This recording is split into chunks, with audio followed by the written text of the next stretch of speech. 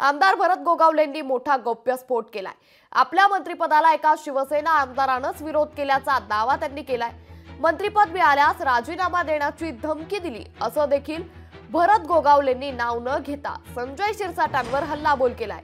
त्यांनाच मुख्यमंत्र्यांनी सिडकोचं अध्यक्षपद दिले। अंबरनाथ मधील मेळाव्यात भरत गोगावलेंनी मोठे गौप्यस्फोट केले।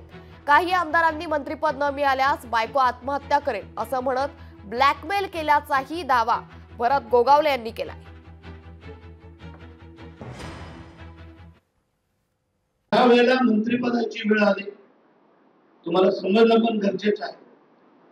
चूक तर झाली, बालाजी मागाशी बोलला तो नेपकिन काकेत मारून जे काय सांगितलं काही वस्तू साहेबांनी आम्हाला विचारलं असेल काय करायचं। एक जण बोलला मी 12 वाजता राजीनामा देतो, त्याला समजवला, बोलला तुम्ही मंत्रिपदाची शपथ घेतली का? मी 12 वाजता राजीनामा देतो म्हणून साहेबांनी कदाचित त्याला आता सिडकोचं चेअरमन पद केलं। लक्षात ठेवा। लोकशाही मराठी ऐका, पहा, जागरूक रहा।